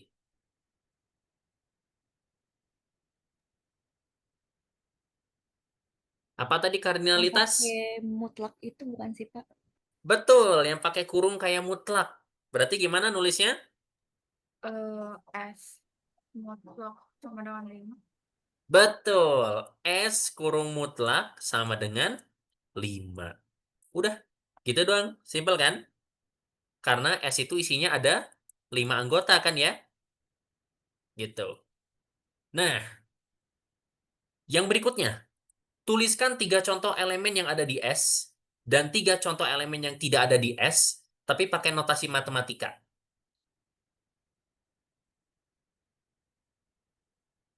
Terserah. Ingat ini jawaban soalnya lebih dari 1, tapi di sini tujuan utama itu kita belajar nulis ya. Jadi nggak cuma belajar jawab, tapi belajar nulis. Gimana berarti? Ini enggak sih, Pak, yang satu terus bentuk apa namanya kayak miring gitu, Mhm, terus S. Itu untuk betul, yang elemen di S. betul. 1 elemen S. Gitu nulisnya ya. Selain itu, 3 elemen S. berapa? Sorry, tadi ada. 3. Oke, 3 elemen S. Bisa ya? Berapa lagi? 8, 5. Pak. Boleh, terserah ya. Mau 2, mau 5, mau 8, silahkan ya. Yang penting yang ada di S. Nah, sekarang yang nggak ada di S. 4. Oke, 4. Terus nulisnya gimana kalau nggak ada di S? Elemen dicoret gitu, Pak. Elemennya dicoret. E-coret, betul. 4 E-coret S gitu ya. Jadi di sini saya mau mencoba membiasakan kalian untuk nulis simbol ya, simbol matematika. Berapa lagi misalnya nggak ada? 6. 6 nggak ada di S ya. Lalu 7, Pak. 7. Dan bebas ya. Kalian mau nulis apapun silahkan. Bahkan kalian mau nulis kucing nggak ada di S juga dipersilahkan ya. Kan nggak ada kucing di elemen itu kan. Pokoknya apapun yang tidak ada di sana itu boleh ditulis seperti ini ya. Tidak merupakan anggota S. Ya. Nah, yang terakhir. Supaya kalian paham konsep subhimpunan. Coba kasih saya contoh, masing-masing satu contoh, subhimpunan dari S yang tidak memuat anggota, ada 1, 2, sampai 5 anggota. Yang paling gampang dulu. Subhimpunan dari S yang tidak membuat anggota apa? Himpunan kosong. Betul. Tadi kalau ada yang masih ingat, himpunan kosong itu pasti merupakan subhimpunan dari semua ya. Betul. Jadi subhimpunan kosong itu adalah subset dari S ya. Sekarang kasih saya satu contoh yang isinya cuma 1 anggota. Yang 0, 1, 2, 5. 1, 2, 5 ya. Ya, tapi Oke, yang boleh. dipisah-pisah gitu, Pak. Tapi itu berarti 3 anggota berarti ya. Enggak, maksudnya kayak 0, subhimpunan S. Terus 1, Oh, mm-mm. kayak gitu, 1 subhimpunan S gitu, Pak. Oke. Tapi kalau kamu bilang 0 subhimpunan S, salah ya. Karena kan nggak ada 0 di S ya kan ya. Iya, oh iya, ya. Tapi nulisnya jangan satu subhimpunan S ya. Harusnya gimana nulisnya? Himpunan berapa? biasanya Pakai satu. tanda kurung. Satunya dikurung himpunan ya. Oke? Satu subset dari S. Bedakan ya. Nih, kalian sudah menulis dua objek yang mirip nih. Yang ini sama ini. Hati-hati ya. Tanda yang simbol E ini dipakai kalau elemen ke himpunan ya. Tapi kalau dari himpunan ke himpunan, kalian pakai simbolnya C ya. Jadi ibaratnya kalau beda tingkat ya, dari junior ke senior, itu pakainya E ya. Tapi kalau teman sejawat, pakainya simbol yang C ya, selevel ya, himpunan ke himpunan. Ya, gitu. Jadi di sini notasi sangat penting sekali ya. Buat kalian yang suka programming, kita belajar matematika di sini ibaratnya kayak ngoding ya. Kita kalau mau pakai variabel kan didefinisikan dulu. Sama, di sini kita mau simbol, punya simbol didefinisikan dulu, tapi pakainya harus konsisten dan benar ya. Gitu. Kalau enggak nanti kalian pusing sendiri ya. Kayak ngoding kalau kalian salah ngetik satu simbol, langsung nggak jalan programnya kan ya. Gitu. Oke, kita lanjut. Coba kasih saya contoh subhimpunan yang punya dua anggota. Terus biar seru, bisa nggak diacak? Jadi nggak ngurut satu, satu, dua terus kayak gitu. Coba kasih saya contoh subhimpunan yang berisi dua anggota. Himpunan beranggotakan 8 dan 3, Pak. Oke, berarti nulisnya gimana nulisnya? Buka kurung yang himpunan 8, Oke. Mhm, koma 3, ya 3 sama 8. boleh. Mhm, Itu kurung, terus mhm. eh, subset. Jadi C underscore 9 sama S. Subset dari S ya. Betul. Nanti kalau ngedaftarin angka kalau bisa diurutin ya. Tadi kan kamu ngomongnya 83, tapi biar enak 38 aja. Betul.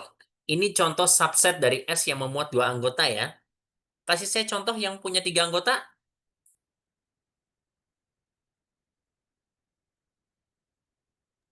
2, 3, dan 8, Mbak. Oke, itu 238 berarti nulisnya 2, 3, 8, lalu dikurung tutup. Itu subset dari S ya. Gitu. Kalau yang 4 anggota,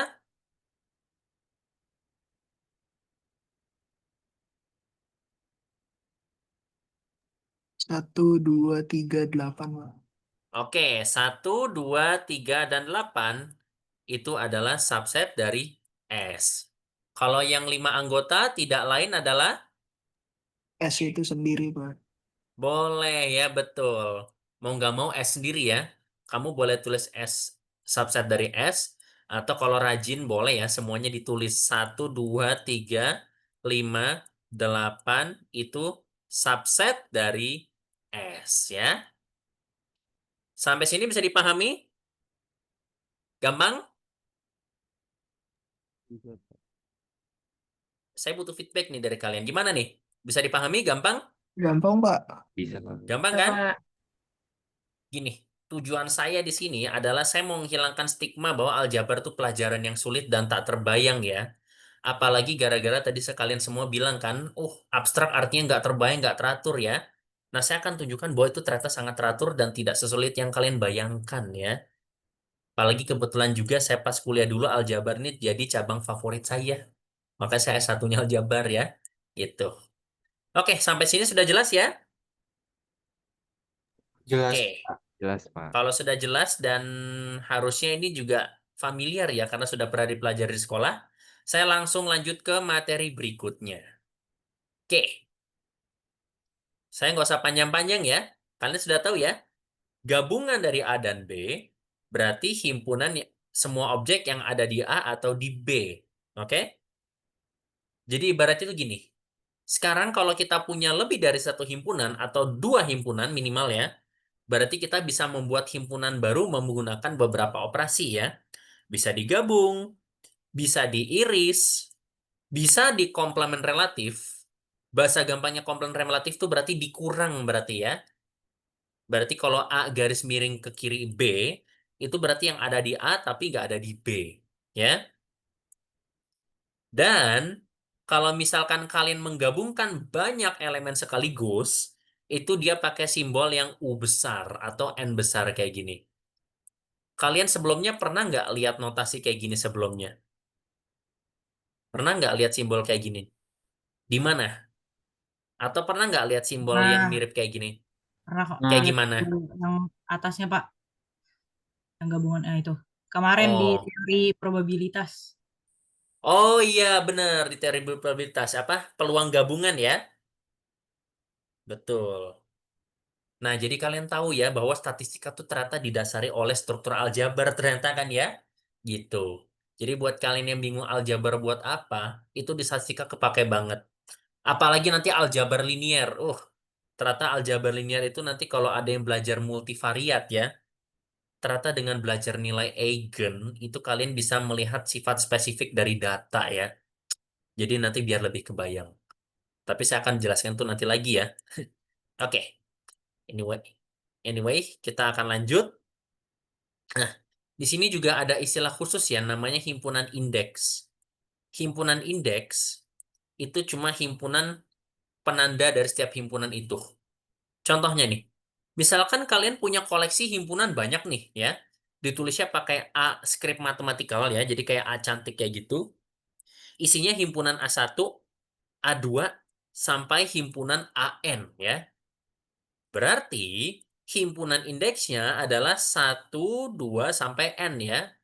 Dengan kata lain, himpunan indeksnya itu adalah elemen 1, nih ya, 2, sampai N.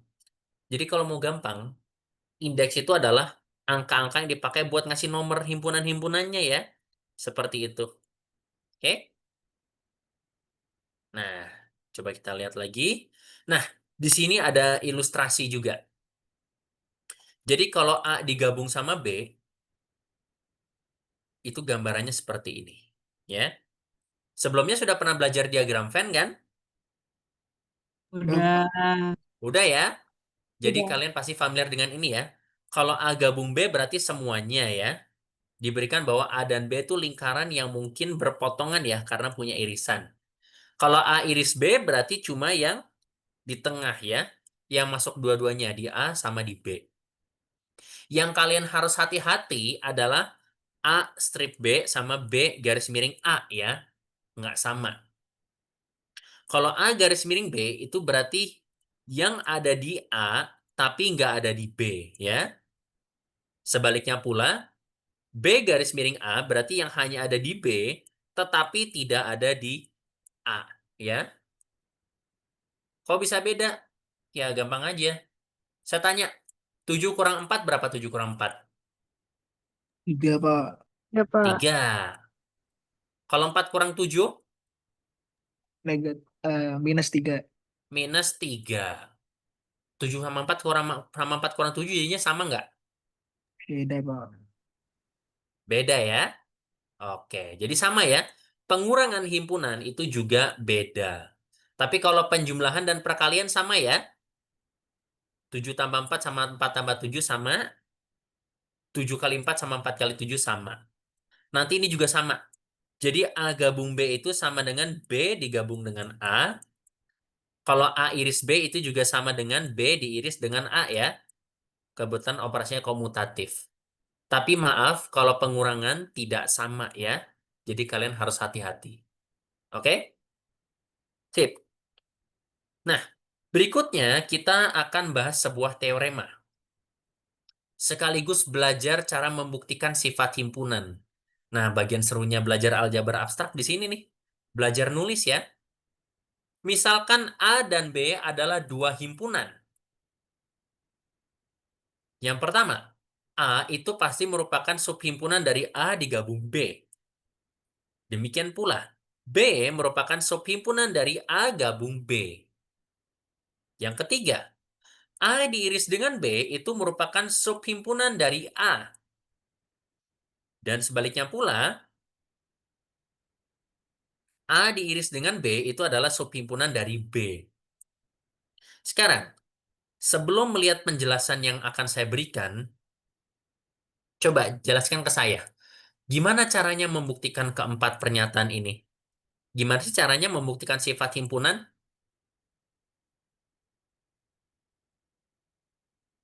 Saya kasih petunjuk dulu ya.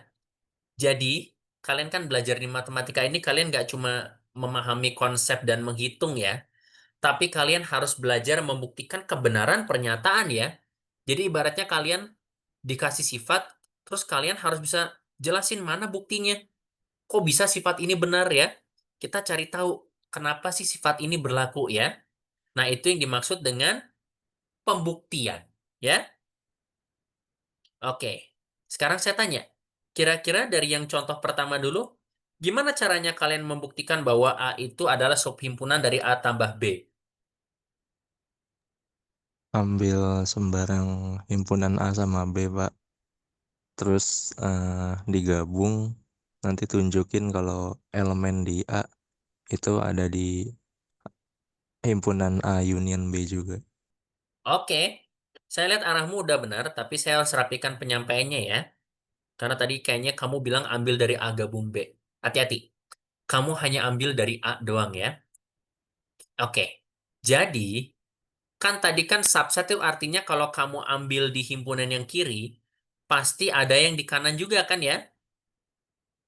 Nah, berarti kamu harus ambil X elemen dari A. Ya, seperti itu. Nah, berarti akan dibuktikan bahwa kamu harus buktikan bahwa X itu adalah elemen dari A gabung B kan? Ya. Nah, sekarang apa artinya X elemen A gabung B?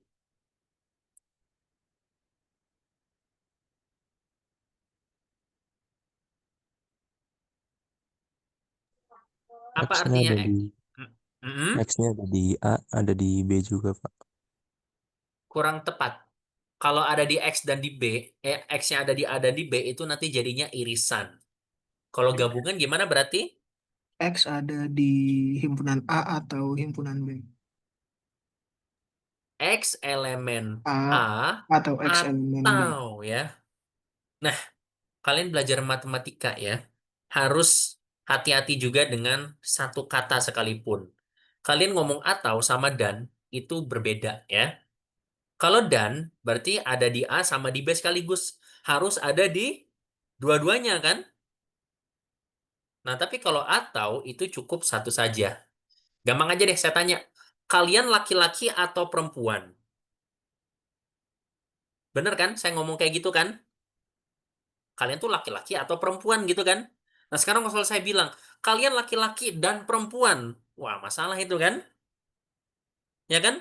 Kalian laki-laki dan perempuan. Wah, berarti makanya ya, kata atau sama dan itu sangat berpengaruh ya. Oke? Jadi, X itu elemen A atau X itu elemen B, ya kan? Oke? Nah, sekarang coba kalian lihat. Kira-kira kalau X-nya itu elemen A, apakah berarti X-nya ada di A atau di B?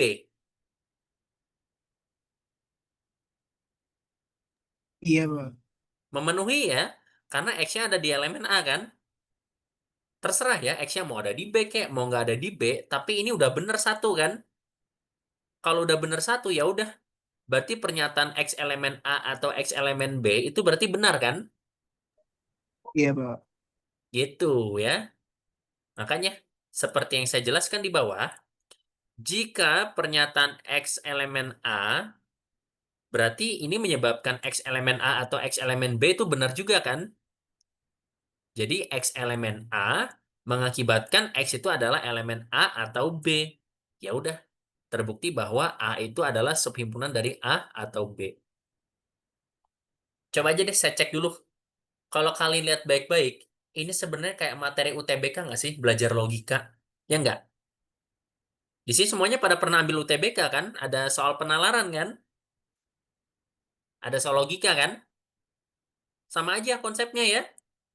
Jadi kalian disuruh membuktikan logika. Bener kan? Kalau X itu elemen A, jadi kalau misalkan X itu benar, kalau A itu benar, berarti A atau B itu juga benar kan? Ya nggak?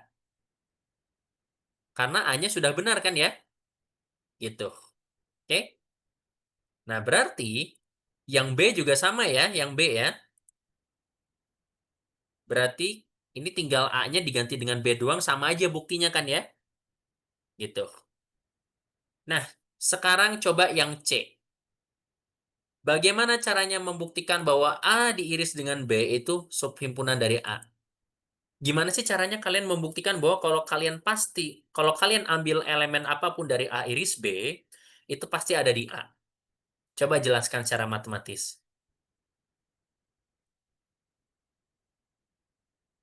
Nggak apa-apa. Kalian harus coba ngomong ya, nggak apa-apa ya. Jadi kalau salah, itu pasti saya perbaiki, saya bantu ya. Tapi kalau mohon maaf, ini ada yang belum mencoba untuk menjawab, itu akan susah buat kalian improve ya. Jadi jangan sungkan untuk menjawab, nggak apa-apa. Ya, silahkan. Apalagi kalau saya lihat ini ternyata masih banyak yang belum on cam ya. Banyak yang belum on cam, banyak yang belum pernah mencoba jawab ya.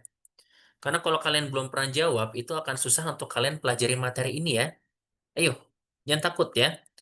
Dan buat teman-temannya yang lihat temennya jawab, juga jangan merendahkan atau gimana ya kalau lihat temennya jawab salah ya. Nggak apa-apa, kita saling bantu aja.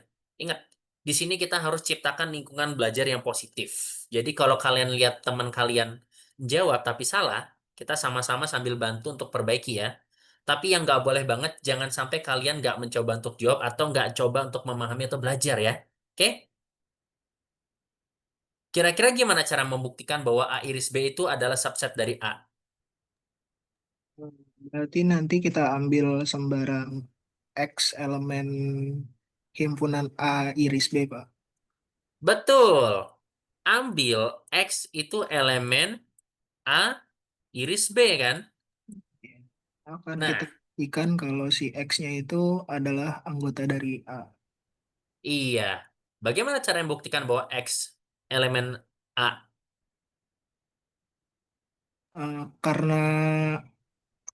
Karena X-nya itu elemen A iris B, maka artinya A itu eh, elemen A dan X elemen B.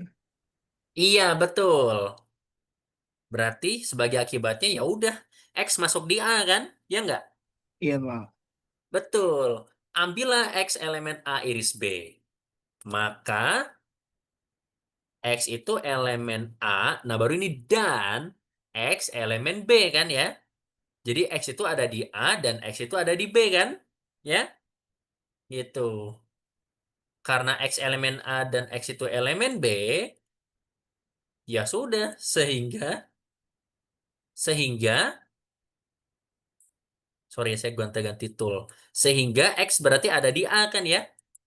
Udah kan? Terbukti kan? Karena X itu elemen A iris B, ternyata mengakibatkan X itu elemen A kan? Ya udah, terbuktikan bahwa A iris B itu subset dari A ya. Gitu. Gampang kan sebenarnya membuktikannya kan? Saya kasih clue aja ya. Di sini kita kalau belajar struktur aljabar atau aljabar abstrak, itu nanti kalian akan banyak membuktikan pernyataan. Cara paling gampang untuk membuktikan pernyataan aljabar itu kalian stick sama definisinya ya. Selama kalian mengikuti definisinya, itu pasti buktinya gampang ya. Kita review lagi ya. Tadi apa artinya A subhimpunan dari B?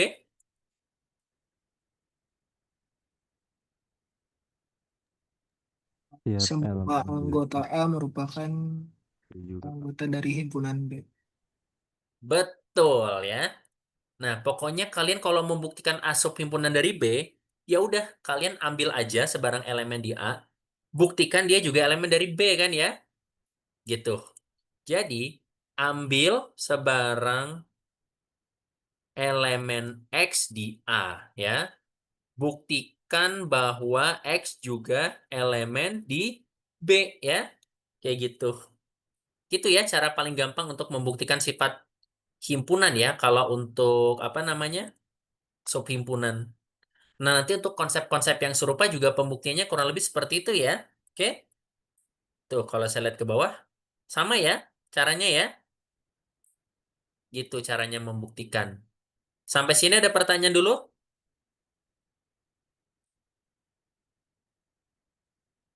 Nggak ada apa? Nggak ada ya? Oke, sip. Oke. Nah, sekarang untuk himpunan ya, kalian juga bisa koleksi semua subhimpunan dari sebuah himpunan, yaitu namanya himpunan kuasa. Ya, misalkan A adalah sebuah himpunan. Himpunan kuasa dari A itu dinotasikan P cantik ya, dan ini P kapital matematika, yaitu himpunan semua subhimpunan dari A. Ngomongnya jangan himpunan semua subhimpunan ya, koleksi. Jadi kalau kalian punya himpunan banyak terus dihimpun lagi, itu namanya koleksi ya. Koleksi semua subhimpunan dari A. Nah, kita ambil contoh nih. Oke, di sini apakah ada yang udah pada punya buku yang bukunya Malik yang Fundamental Abstract Algebra? Para punya PDF bukunya nggak? Belum, Pak. Belum, Belum Pak. ya? Oke. Mohon maaf ya, ini kami sepakatan bukunya agak campur-campuran. Dan untuk yang materi ini saya kebetulan ngacunya masih kepada buku yang ini, apa namanya? Bukunya Malik. Coba ya saya akan share. Tapi untuk sekarang nggak apa-apa, saya share screen dulu. Tapi saya tetap bagikan ke kalian supaya kalian bisa baca-baca juga ya. Oke, masih dalam proses upload. Kalau sudah bisa, udah masuk di chat, bilang ke saya ya. Sekarang saya share dulu bukunya. Ntar. Oh, sorry. Ntar saya ini dulu. Jadi kadang-kadang kalau saya ngajar dengan modul, itu saya akan meminta kalian untuk membaca textbooknya karena sudah ada contohnya di sana ya. Oke. Di sini saya meminta kalian untuk membaca halaman 5 ya. Sudah masuk bukunya? Sudah, Pak. Oke, kalau sudah silahkan di-download dan dibaca-baca ya. Oke. Nah, di sini saya meminta kalian untuk membaca halaman 5 ya. Subbab 11 halaman 5. Itu bukan tentukan himpunan kuasa dari A ya, tapi dari X. Oh iya, silakan, silakan. Oke. Nah, pertanyaan saya, tuliskan semua subset dari X. Apa berarti semua subhimpunan dari X? Silakan dibaca.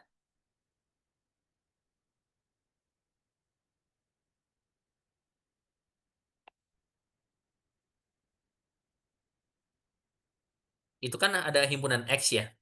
Berarti himpunan kuasa dari X isinya apa? Kalau X-nya 1, 2, 3 berarti? Silakan.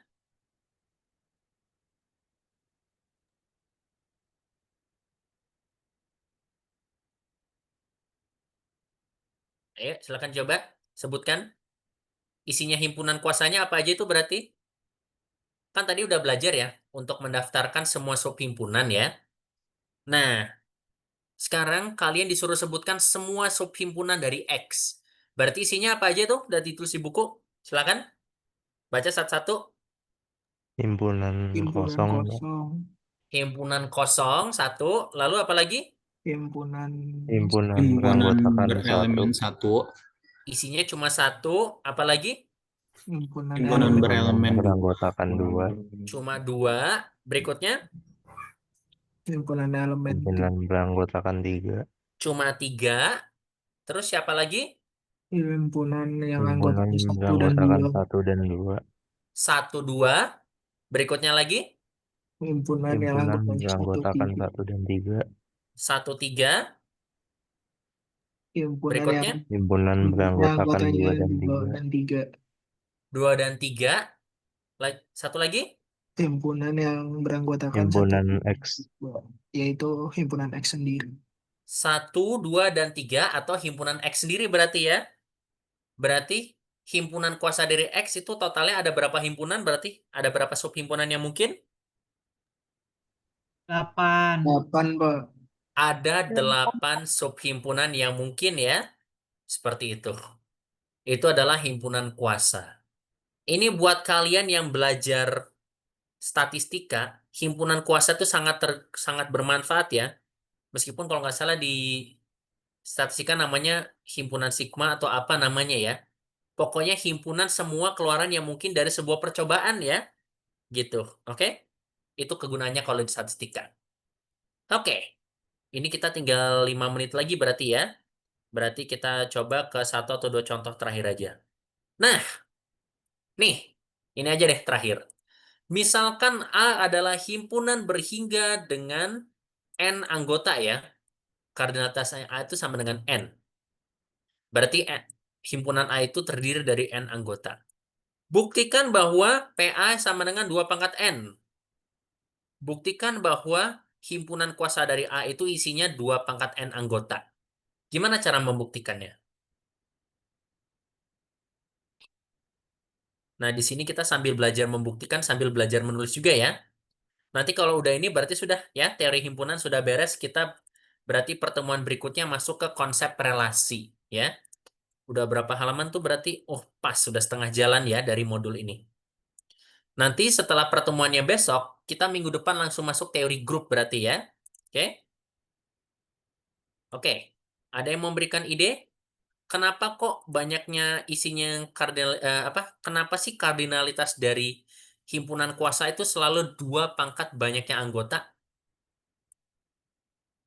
Silakan berikan apapun ide kalian. Jangan takut untuk menjawab, ya. Kalau kalian jawab salah, itu nggak masalah. Yang masalah tuh kalau kalian nggak jawab atau nggak berusaha untuk jawab ya. Jadi hati-hati. Kira-kira gimana caranya kalian munculin ide kalau himpunan kuasa itu isinya 2 pangkat N? Ini kebetulan jadi soal latihan juga di buku Hersten ya.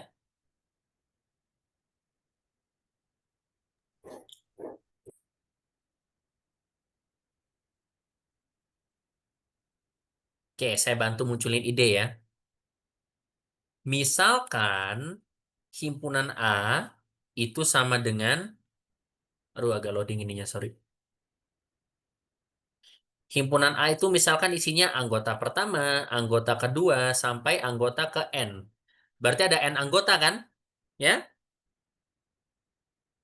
Nah, sekarang kita dapat mengonstruksi sebuah subhimpunan dari S dengan prosedur berikut.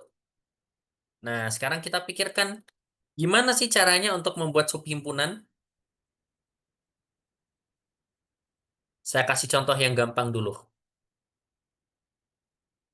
Tadi kan ada himpunan 1, 2, 3, 5, 8 ya.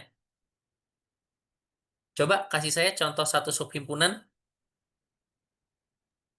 Himpunan dengan 0 anggota, Pak. Jangan 0 ya, nggak seru. Ya 2 atau 3 anggota lah. 3 anggota lah. Siapa misalnya? Himpunan yang anggotanya 2, 3, 5 misalnya. Oke, 2, 3, sama 5. Nah, sekarang pertanyaan saya. Gimana caranya kamu bikin 2, 3, sama 5?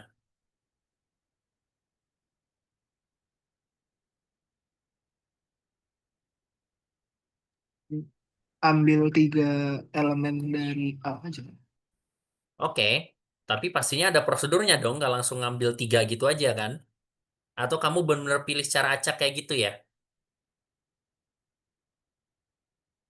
Ya nggak masalah sih ya. Nah, tapi kalau dalam matematika, itu kita bisa bikin prosedurnya ya. Seperti itu. Nah, yaitu yang pertama, tentukan apakah A1 itu ada di S atau tidak ya kan ya? Ya nggak? Jadi, kamu kan bikin subhimpunan 2 sama 3 sama 5. Berarti kamu bisa dong lihat dari kiri ke kanan kan? Kamu mikir dulu kan? Satu mau dimasukin atau enggak kan ya? Bener nggak? Ya, Pak. Dan kamu memutuskan tidak memasukkan satu kan ya? Gitu. Jadi ini pembuktiannya sebenarnya larinya ke kombinatorik ini nanti jadinya. Oke? Nah, untuk menentukan saya mau masukkan atau enggak berarti ada berapa kemungkinan ini? Atau ada berapa cara? Masuk atau tidak masuk? Itu berapa kemungkinan berarti? Ada 2, Pak. Bapak. Betul, ada 2 cara kan? Gitu. Nah, setelah saya memutuskan A1 itu masuk atau enggak, berarti langkah berikutnya ngapain?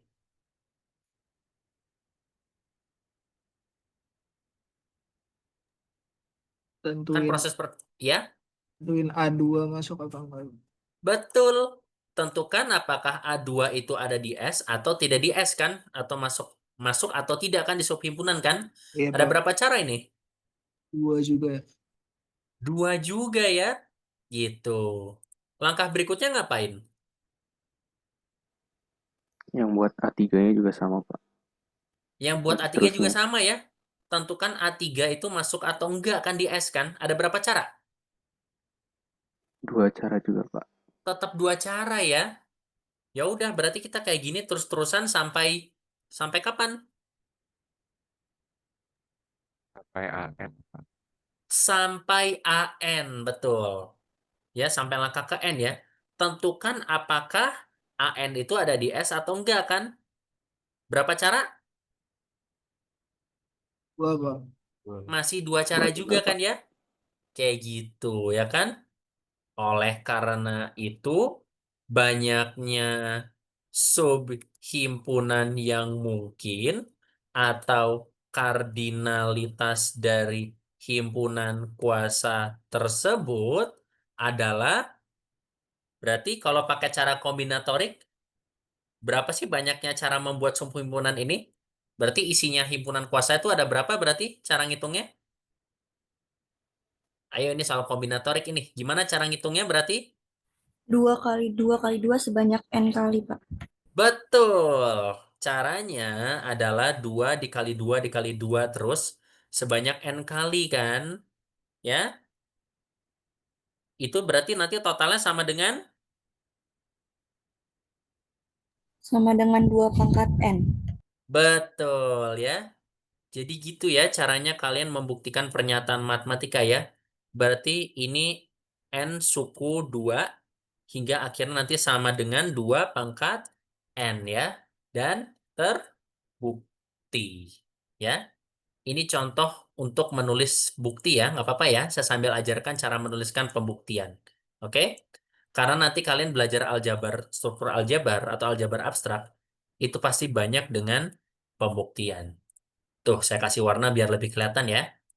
Oke, sampai sini apakah sudah jelas? Sudah jelas. Atau ada yang mau ditanyakan dulu? Ada yang mau ditanyakan dulu sebelum kita akhiri?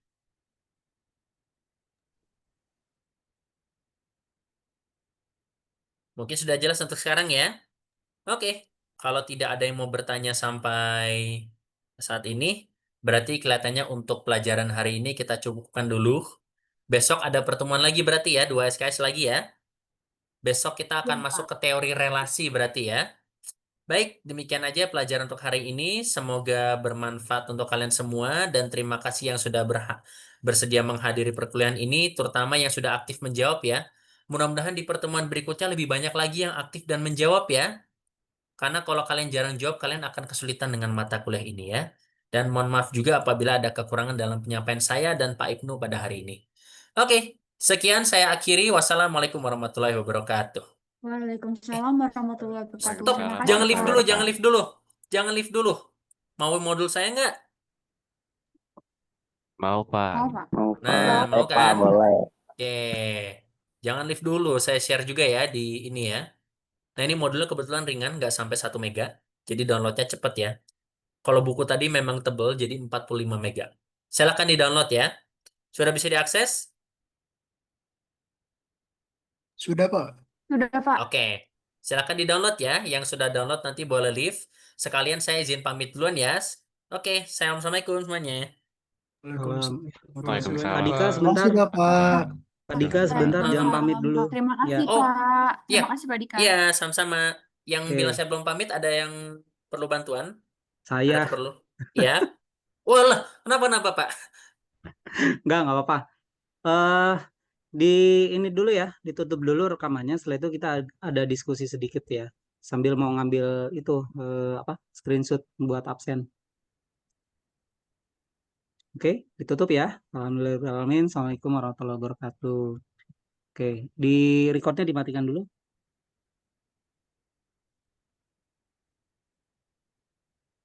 Hostnya Udah, silahkan. hostnya dimatikan dulu recordnya.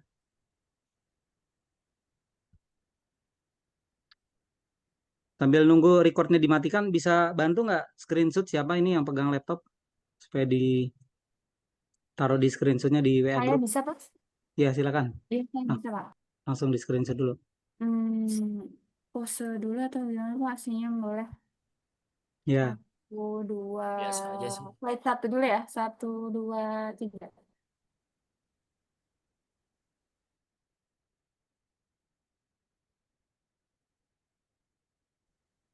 Satu, dua, tiga. iya. Udah ya. Oke, ini recordnya belum dimatikan. Ada pembicaraan yang tidak perlu direkam ya, tapi ya sudahlah, nggak apa-apa deh. Nanti recordnya di ini. Saya sama Pak Dika nanti duluan keluar ya. Nggak, saya pesan gini aja, nanti di WA group kalian tuliskan masing-masing ya. Pembelajaran yang menurut kalian mudah di